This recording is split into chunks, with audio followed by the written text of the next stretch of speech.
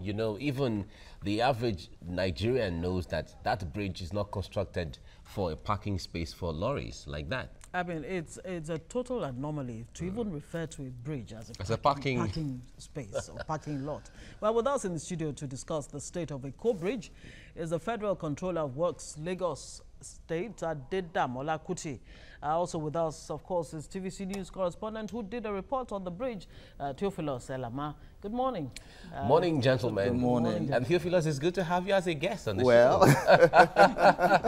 You'll be on, I'm on the other side. Oh, yeah, exactly. Well, let's first start with the Federal Controller of Works, Mr. Kuti. This situation, it's not the first time we've heard directives or orders from, you know, whether government or now we've heard from the House of Reps, the National Assembly, that the truck drivers or the truck owners should evacuate their trucks from the bridges, not only Eko Bridge, with immediate effect. Yeah. It's not the first time.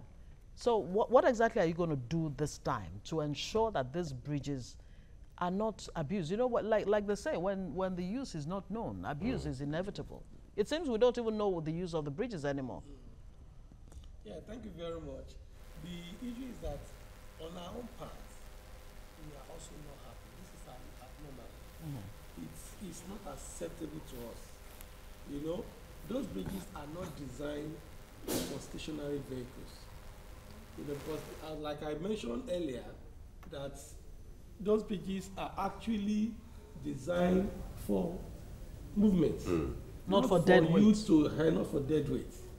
So as such, it's not acceptable to us. Okay. But it's more of a security matter. Okay. Let's bring in Theophilus. You have been there. You've seen a lot of those.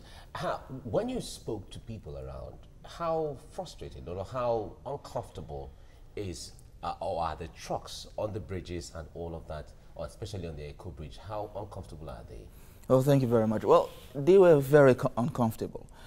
Truthfully, because a lot of them were not happy at the situation of things in that area. Like the people I interviewed, the transporters, and a whole lot of them, the truck drivers refused to talk to us. But the truck drivers as well were not happy at the fact that they have to park in those areas. Not just the Eko Bridge, but also if you go towards Ojolegba, Bauti Barracks, Fadayi Axis, you will see a lot of these truck drivers, a lot of these trucks stationed in those areas. They were not happy at all. How long have those trucks been there? For quite a long time. For quite a long time, and it's a spillover because of the Apapa issue. So they just find a way to park their trucks such that it will be easier for them to move into the loading base, because all of these tank farms do not have parking spaces. And once they are done loading, they have to move to create space for others to come in. So they are not actually happy because, like the transporters I interviewed there, it's affecting their businesses. People don't want to come there to move from out of Lagos from that axis, because they believe that once they go there to pay for take transport out of Lagos, they can be there for about 4 hours stuck in traffic because of the situation in that area. So it's a whole lot of it's a big crisis on our hands. Even when I got to that place, you could see from the bridges that there are some cracks here and there, and the spill from the oil in the tanker is coming into the bridge, and so it's causing a lot of problems. They're causing some cracks. Even the guys there are even scared to sit under the bridge because there's some ramps there. They're scared to sit under the bridge because once trucks are passing, they feel the vibration. Yeah. And so it's a lot of fear in that area. Although when it comes to vibrating, certainly Adedamola is here. He will talk to us because they say it's not abnormal for bridges to vibrate sometimes. No, it's not abnormal, yes. But for a common man, you don't know, especially when you can see visibly, you can see cracks on the bridge. Yeah. So maybe you need to tell us about how much, you know, what exactly are you doing to even investigate the integrity of those bridges, or how much damage this dead weight, you know, has caused the bridges? Yeah. Right now, we have already commissioned a consultant. You know, somebody's coming up with a report. We are studying, want to study some of the damages that must have been done, at least for the state of those bridges.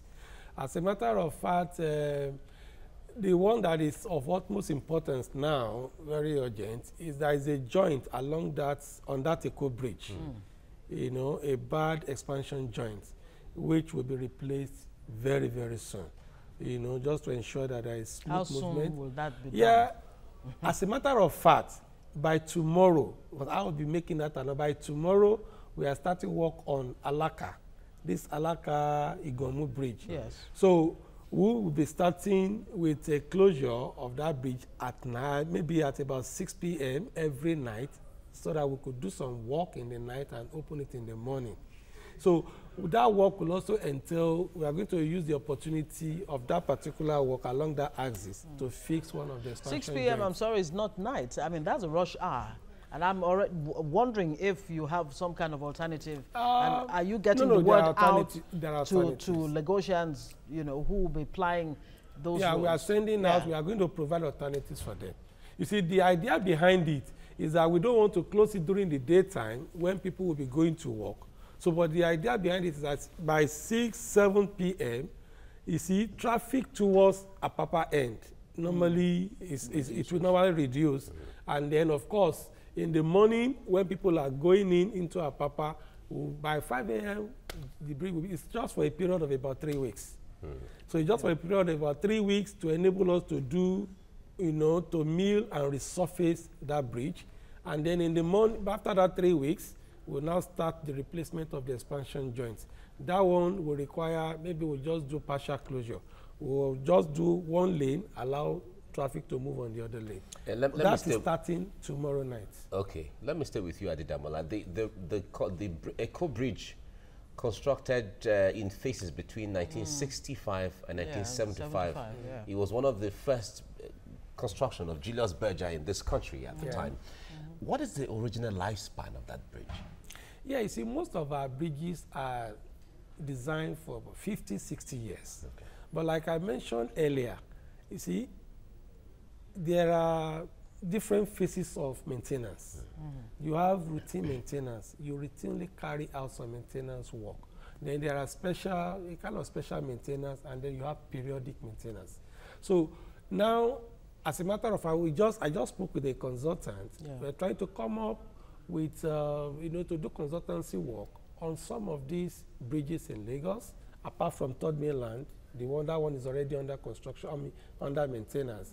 We've carried out investigative tests on that.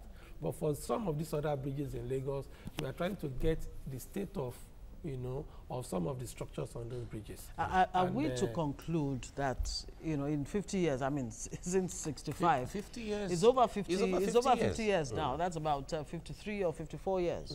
That not much work has been carried out to maintain a Eco Bridge, for example. Now it's not up to 65. Yeah. Nigeria got independence. Nigeria got independence. It's 53 years. It's over 50 years. Okay, well, it's 58 years now, so it's over 50. Not much has been done in the area of maintenance. No. We've been carrying on maintenance. Okay, I just needed to have been going on. Okay, normal. Needed to clarify that. Theophilus, from a reporter's point of view, what was your major concern in going round? I'm sure it's not only Eco Bridge you visited, there's the Kata Bridge and all of that, but we seem to be focusing on Eco Bridge. About 1 million vehicles ply that bridge on a daily basis. True. My major concern was that, like you said, there's a maintenance that's going to go on, but in having that maintenance, what's going to happen to the tanker, to the trucks there? Because that's the concern of everybody. They've not even stopped dead weight on the They haven't stopped only on Eco Bridge. They moved all the way to Alaka, to Fadeyi. Now you see them at the Obanikoro end of the Ikorodu Road. Yes, it's a spillover, and don't be surprised if we're going to have bridges at one point in front of TVC. We're going to have trucks around there. It's not impossible. It's not impossible. It's a huge problem for the bridge. No matter how we try to maintain the bridge, if this dead weight is still there, it will be a major problem. All right, Theophilus, talk to us, before we come to you, talk to us about, you know, where these trucks are packed for, because you were saying that they've been there for a long time. Some of them 2 weeks, some of them even more than that, or some less than that, as the case may be. But we consistently see trucks packed there. We've been talking about and discussing this for the past close to a year. True. When these trucks are packed there, activities also go around. People who hawk and you know, people who sell, move things around and all of that.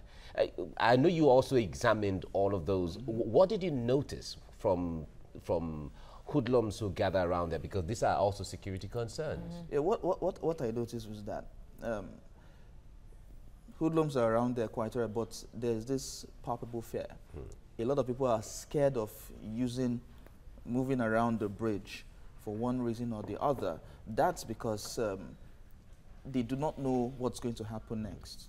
But I also realized that we had people who were selling underneath the bridge. And it's a situation, it's a big situation, because if the bridge is to cave in at this point, a lot of lives will be lost in that area. So I saw a lot of people selling there, a lot of these area boys sitting around the bridge axis. There's even a field by the side of the bridge when you're coming down going towards Papa axis.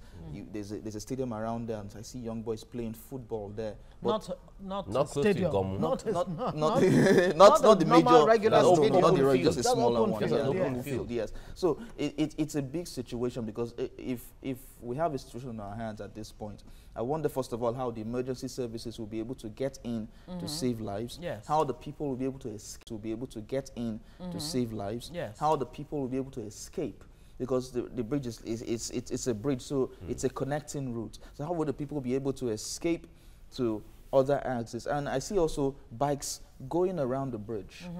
So if we all look at all of these connecting factors, it's a big risk and it's a big situation that we have to look And into. that is an issue that I need to raise with you. The issue of security. I mean, even before this menace of tanker drivers and trucks, being parked on the bridges, Eco Bridge had always been notorious, and other bridges too, including the Third Mainland Bridge, for robbery attacks, especially during the rush hours. You imagine that this would even make it worse. What are you doing to protect, road users, people who have to drive to work and back, or go use those bridges to minimize the danger that they're exposed to, apart from the fear of the bridge, caving in? Hopefully that doesn't happen. Well, first and foremost, for now, that bridge is structurally stable. Okay. There's no doubt about that, but we are just doing our normal investigation to ensure that we don't have to wait till a calamity occurs before you know what to do. Most of these issues are security matters. Now, on our own part, we're trying by this evening, we'll be opening up Ijora 7-Up Bridge that had been closed down for maintenance for a while. We just completed work on it. By this evening, that Ijora 7-Up Bridge will be open to traffic while we start work on the Alaka Bridge. So, of course, there will be a lot of movement along that axis. So, you see, because most of these problems on security matters occurs when there is no movement. Once you slow down, and then most of these unscrupulous, all these hoodlums take advantage of the situation. Yes. So, on our own part, we are already fixing that. Ijora 7-Up will be open this evening. Third Mainland Bridge. If you have gone on Third Mainland Bridge of recent, you will notice that we've already started work on Third Mainland Bridge. We're already doing resurfacing work. Apart from the normal traffic situation you encounter in Lagos, there is free movement. The Adeniji-Adele bound lane will be completed by tomorrow, most likely, and then we'll be coming back to Is there any kind of collaboration between LASMA, for example, and the Road Safety Corps? Oh, yes. To make it a lot easier for we are road working users? together. Okay. As a matter of fact, they are also assisting us this evening. They are assisting us this evening to remove some of these vehicles on this Alaka Bridge for us to be able to do our work. Of course, I'm in touch with the sector commander, Omeje. We are in touch, and then with the LASMA officials. Okay. So we are working together.